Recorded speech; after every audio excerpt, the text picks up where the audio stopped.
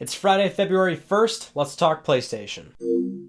We're going to start off this PlayStation News Week with some beta signups for firmware 6.50. So if you are usually in the PS4 firmware betas, check your emails. They are going out right now. It's nothing crazy. 6.0 was a major disappointment. 6.50 is no different. Basically still software stability, performance improvement, general improvements, things like that. And we're still waiting for PSN name changes. I would hope 6.5 might possibly have that when it comes to a public release, but we're still waiting. Now we will clear this one up real quick, but if you didn't see this past week, there has been some fake PS5 announcement emails circulating around the games industry, and a few websites did pick it up as if it was real, but basically it's a very fake invitation, very much so like the one back in 2013 for the PS4 reveal, where it says it's for February 20th at the PlayStation Theater in New York City. Come see the future of PlayStation. That is exactly how it looked back then, and this is the same thing kind of circulating now. So as of right now, it's currently fake. Nothing like that actually going on, so keep in mind no PS5 reveal is imminent. Now this news story is more of a reminder, but keep in mind for February's PlayStation Plus games, they've recently been announced. These are the last PlayStation 3 and Vita games, so come March it will be strictly PlayStation 4 content moving forward. And so for February, your last PS3 and Vita games are going to be getting Metal Gear Solid 4 Guns of the Patriots, great game, Gunhouse, Rogue Aces, and Dive Kick. And then that's it. Moving on, we'll just get PS4 stuff. So I'll be actually fascinated to see what March will bring. If Sony will actually add more PS4 games, 2 or 3 more titles instead of the typical guaranteed 2 games where we get 3 or 4 games. I'd like to see that. I think that's the right thing to do.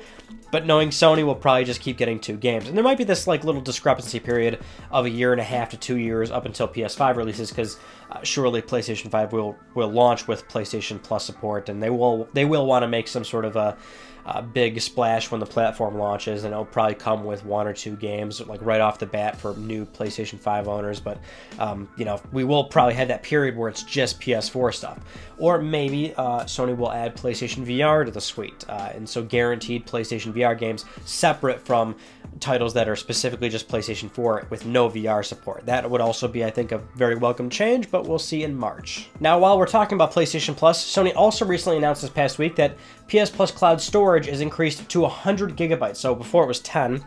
So this is a very welcome change. I mean, that's an exponential sort of increase. You would think that they do something like, oh, it's up to 30, up to 40, and that would have been fine. I think that would have been serviceable. But certainly 10 was kind of pushing it. Game saves are getting larger and larger.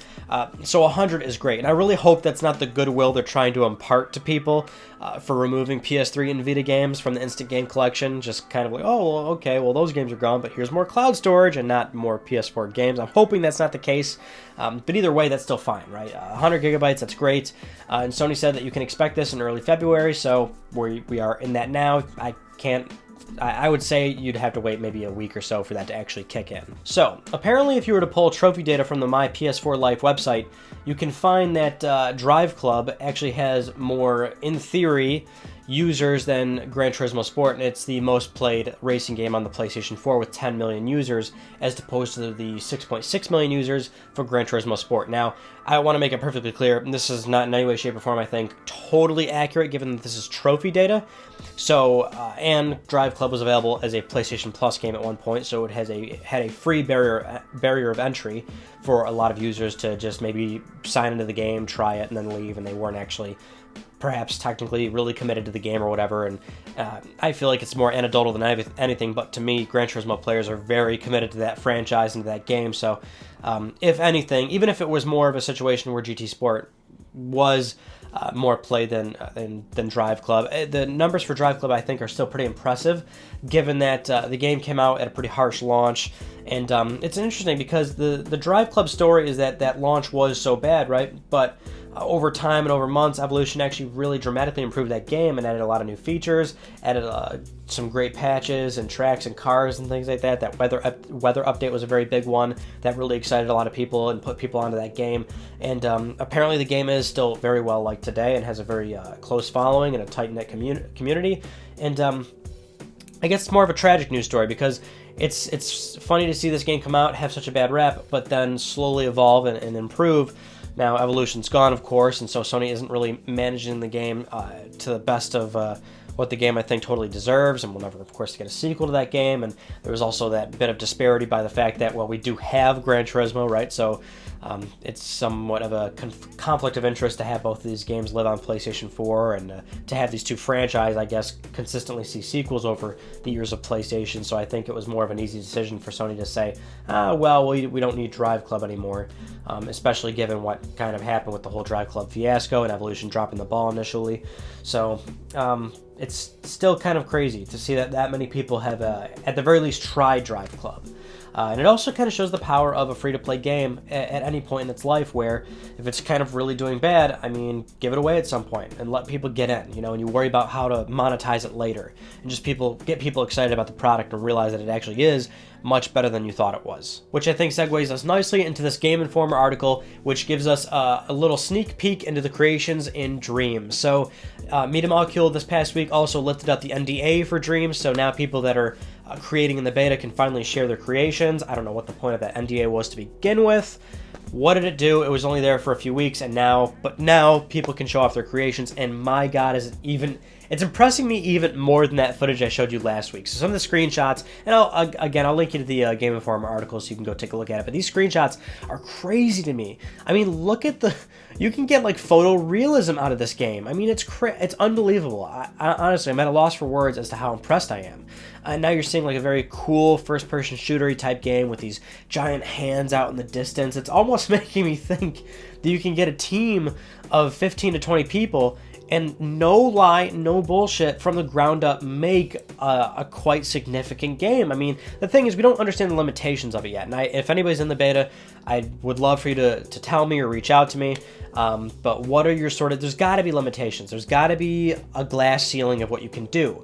Just like when you're creating a Little Big Planet and there's that thermometer on the side, and you start to realize as you add more objects and more complexity, it locks you off.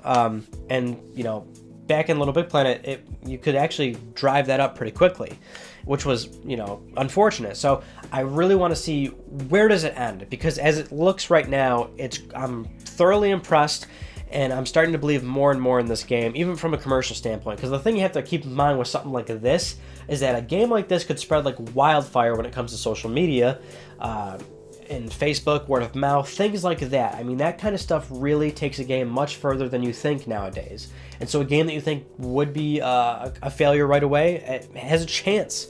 It has a chance. And that's why I think Media Molecule needs to really highlight some of the creations being made in this game. It's looking great so far. All right, here's your PlayStation 5 rumor for the week, but apparently this is not necessarily a rumor, and more so just insider information that appears to be quite genuine. So industry insider and analyst Daniel Ahmed was on Reset Era forums, gave us a number of things about the PlayStation 5 and what's going on right now, at least in terms of dev kits.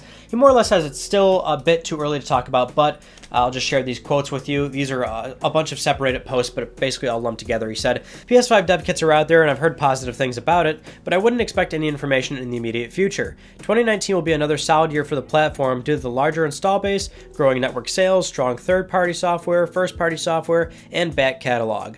Lineup for the first half of the year is set, but the second half is still in flux. Sony also has a couple of unannounced games, already existing IP, with PS4 in mind, but I'm conscious that there has been discussions about making them cross-gen or next-gen titles. In general, most of the focus for Sony 1P is on PS5 right now. It is still early to talk about next-gen, but I imagine we'll hear some whispers come out of GDC. Now, there's a lot in there that we can dissect. Number one, we know PS5 dev kits are out there. They've been out there actually for a while, and that's at least in terms of rumors. Rumors, of course, never are concrete information, but this happens every single console generation, every 5 to 10 years, when this sort of stuff begins. I mean, when you hear the first few rumors of dev kits being out there, there's a reason why those rumors have circulated. One or two major developers, a few developers, a handful of people probably have dev kits. That's not out of the norm. What fascinates me is that he's saying most of Sony's first party's already moved over to PS5, or is at least shifting their focus to PS5. Makes sense, but if you remember, we did a video not long ago kind of looking at Sony's current lineup of first-party studios,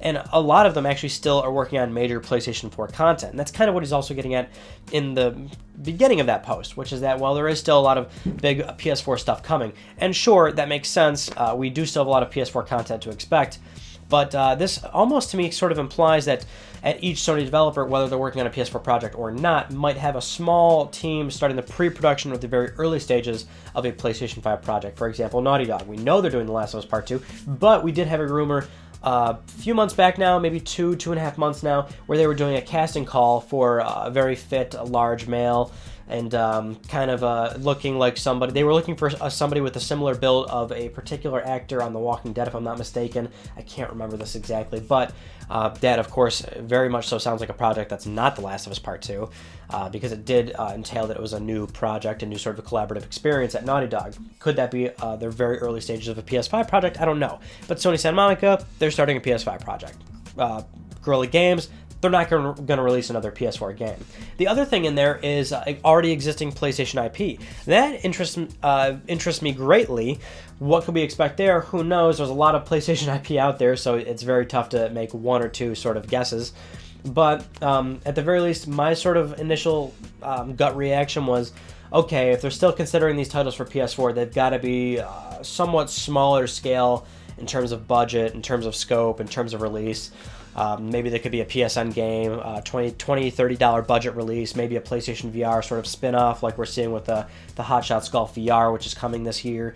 That's an existing PlayStation IP. It's probably going to be a smaller scale game, or maybe it'll release at $40, I don't know. But that's maybe what I'm thinking. I wouldn't expect anything substantial or serious. But one thing is for certain, yes, we're moving towards PlayStation 5, and Sony's developers are very much so on it as well. The other thing I'm noticing is that he's saying, well, it's still too early. And I'm not going to lie, a small part of me, and I hate backtracking and changing my opinion, but a small part of me is really starting to think, maybe we won't get that PS5 reveal this year. Maybe we will get it more towards January, February in 2020. I mean, of course, that's very close to 2019, and my line of thinking was, well, we'd see a reveal at some point in the later half of 2019 with a semi-bigger reveal at PlayStation Experience 2019, assuming that Sony holds one. So I'm not going to lie, I'm really getting towards more of a 50-50 in terms of if we will or we won't see it this year. I mean, PS4 is still doing so well. So it's just not stopping, and that's on top of all these big blockbuster games that we still don't have. And like Daniel Ahmed said, GDC, that's going to be a place I think where we'll get a lot of discussion coming out of it. Definitely, we'll see a few rumors, a few things come out of that I think, and it could be just a slip of the tongue for some of these people that will be attending the event and doing interviews or behind closed door discussions, things like that. So that'll be interesting, and that's in March. Now, speaking of GDC, that segues us nicely into our next news story about a lot of statistics about some of the attendees that are going to be at GDC. 4,000 developers were recently surveyed about next-gen consoles and how they feel about next-gen and next-gen technology, and 18% said that they are currently working on next-gen platforms. Now, you may think that's low, however, it's 4,000 people that are being surveyed, and a lot of people going to GDC are not big publishers and developers, and the only real people that are going to have PS5 dev kits right now are big publishers and developers. So that 18% actually seems somewhat within the realm of what we could sort of expect right now if we were to see a survey like this, which we did. And 2% of the respondents say that they're only developing on next-gen platforms, while the 16% of that 18% said that they're working on both current and next-gen platforms. Now, oddly enough, 37% of the respondents said that they're not sure at this time, whereas 47% of the respondents said that they're only making for current-gen platforms. And that's where you see the bulk of that, those 4,000 people against smaller-time developers, indie developers. There's people of all walks of life attending GDC. So yeah, and it's not a bad thing, certainly. I mean, you've got huge install bases between not only just PC as an open platform, but PS4 and Xbox One and Nintendo Switch. Now, just for some more data out of that, 66% of the respondents said that they're currently developing only on PC. Again, there's your bulk people, some of those smaller studios, 38% for smartphones. Again, smaller studios looking for that big buck. Smartphones a very lucrative market, but it's lucrative for the 1% that rise to the top of those online app stores. And then we've got 31% of respondents for PS4, Xbox One. It's a nice, healthy number there. 18% for Nintendo Switch. You may think that's small. I think that is a bit small as well. And 17% for virtual reality platforms, which, again, if anything, I think that's actually a lot for virtual reality, but that's just me. What's surprising, actually, if you break down the VR numbers, 33% are developing VR games for the Vive, 30% for Oculus Rift, and only 13% for PlayStation VR. That is perhaps the most polarizing thing out of this survey, if only because PlayStation VR has market leadership in that space, which tells me one of two things. One, these developers have no interest in moving to PlayStation VR, or they don't have the capital or resources to, you know, get the dev kits and contacting Sony and getting on PlayStation VR, or two, Sony is terrible in terms of getting more developers on PlayStation VR by offering discounts on the development kits, or offering payment plans or things like that. They do those things. They've done those things in the past, at least on record, with PlayStation 4 very early into the life cycle, around 2012, 2013, when they were trying to court many indie developers over. They were offering payment plans and things like that, free dev kits with a buyback later sort of situation, lease, all that nonsense. Whatever it was, I'm sure it was a deal-by-deal circumstance, but that's like the one of two things happening here, like, because clearly PlayStation VR should be the space to be when it comes to VR content. But sure enough, maybe it's still, once again, those smaller scale teams that are openly developing on PC, because it is the place to start if you are a young developer looking to get into the game. Now, this next news story, I'm surprised not many people are talking about this. I feel like this is kind of a big deal, but Quantic Dream has finally told us what they've been teasing for the past few weeks. If you've been watching this for the past few weeks now, Quantic Dream keeps teasing something for 2019, and I was wondering, we were all wondering what, because you just launched a game. Is it DLC or something? Like, what are you doing? Well, the Chinese game company NetEase has made a somewhat minority stake investment into Quantic Dream, and Quantic Dream has announced their future plans, which is going multi-platform. So not only are they going to be working on next-generation consoles, which they were pretty open and talking about, they said, yeah, we're working on next-gen machines moving forward, but also that they're going to be platform agnostic, more or less. And they even specifically mentioned, yes, we have a great working relationship with Sony. We will continue to release on PlayStation hardware, but moving forward, we will release on multiple platforms. Now, this is, what a missed opportunity. I mean, it really is. Now, the thing is, Quantic Dream has already said that it's great that they have their independence still, which is something that's very important to them. And so this is something that, it's two things. One, this is great for Quantic Dream. It's great. In all honesty, this is not bad news for anybody except Sony. More people get to play their games. I think they're great games. I stand by them. I thoroughly enjoy Quantic Dream games, and more people get to play them. That's great news. And then Quantic Dream will get to have their independence. They get to hold the IP to their games now. I'm assuming that's the situation they found themselves in with this recent investment from NetEase. So they're going to be expanding, having the capital and the resources and hiring more staff to develop on all platforms now, because they've been so used to developing on just one. They're going to be building probably more bigger, better, ambitious games. Some people are a little afraid that because it's a Chinese company that they're going to want them to invest in making mobile games or small smartphone games, things like that. People are thinking this is bad news. I don't think so. I don't think Quantic Dream would have done this if they didn't have the freedom to do what they want, because they've consistently, time and time, have probably denied many buyouts from Sony. You got to figure, I know for a fact they've probably been offered plenty of times from Sony, and they do say that they want to keep their IP, they want to keep their independence, and that's great for them. It's just a missed opportunity from Sony's end, because this is now there's a few developers now that they've really missed out over the years. I mean, Supermassive was a very relative one to this, because they kind of made the same sort of the similar style of game, like Until Dawn, where it's a pick your own adventure, sort of multiple ending game, and a lot of people fell in love with that game. And Sony even also has gone on record to say they didn't realize that game was going to do as well as it did. And that is a huge success story, because Until Dawn was almost poised to be a bit of a failure. It was supposed to be a PS3 game with PlayStation Move support, a purely PS Move game, actually, where you use PS Move to point a flashlight around the environment and all that. I'm so happy they scrapped all that shit, went to PS4, and made a great game. And Sony didn't realize what they had on their hands. The game did very well. Now Supermassive is going to be going multi-platform. Again, great for gamers. Just Sony as a business, I mean, how are you dropping the ball on all these developers? I mean, if Quantic Dream did not want anything to do with being bought out or retaining IP ownership or anything like that, I mean, Sony, pony up.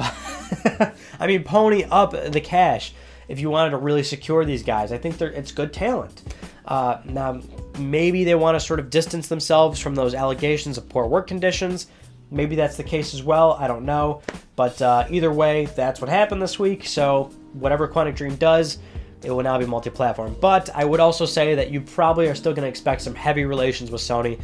If anything, there's probably still going to be, maybe Sony will pursue exclusive marketing rights to their next game. I still think Quantic Dream will be there on stage for whatever Sony's presenting with PS5 or their next hardware, and Quantic Dream's going to have some sort of tech demo there. They've got PS5 dev kits probably, so I'd still expect a good relationship, but now it's multi-platform. Now, I filed this news story under, wow, I can't stand Kojima because he just throws us curveballs, but somebody on Twitter recently asked if they could play Death Stranding now. He responded saying, oh, it's going to take a while. Something to that effect. I don't even really remember. I'm showing you a picture of it. That's the important thing. What can we draw from this small little tweet? Well, that who knows when the game's coming out. I mean, we keep analyzing the hell out of every little thing that kind of gets said, every little tease. So many people are leaning towards 2019 now, and I myself think it's 2019 at this point, given sort of the circumstances of what's been happening recently and what's been transpiring. Now, maybe this small little tweet is him distancing himself from those teases, or maybe he's just saying, hey, it's still going to be a few months before we talk anything about the game or when you're going to be able to play it. I don't know. Like, that's the thing when stuff like this happens. I mean, I think it's going one way, then it goes another way. Typical Kojima, though, and I think that's why I love him, and I think that's why we all love him, and that's why we talk about him so often for this game that we want to play, because I think it's going to be like a really special kind of game, but well. But hey, the good news is that we've got Let's Talk Plus, our weekly Let's Talk PlayStation giveaway, where one of you can win a $10 PSN code. I'd like to congratulate Michael Pascal for winning this week's $10 PSN credit. If you would like to win a $10 PlayStation Network code, it is so simple. Follow the link down below to the Gleam website. You can subscribe on YouTube, you can follow on Twitter, you can follow on Twitch.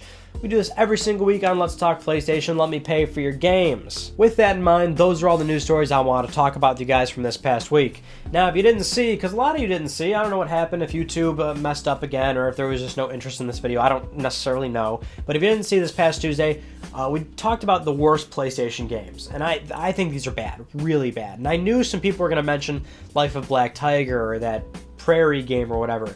Dude, I think these games are worse. They're really bad. Go check that out. I'd appreciate a little bit of support if you could share it around or something. I don't know if that was YouTube or if you guys genuinely didn't want to see that. That's fine, because I don't blame you. They're bad games. They're not fun to play. They're probably not fun to watch. They're probably not fun to watch either, so then I don't know. But go see that video. Check it out. They're really bad games if you want to take a look at that. They were horrendously bad. But I am going to tell you about next week's video because I think this is a really, really interesting one.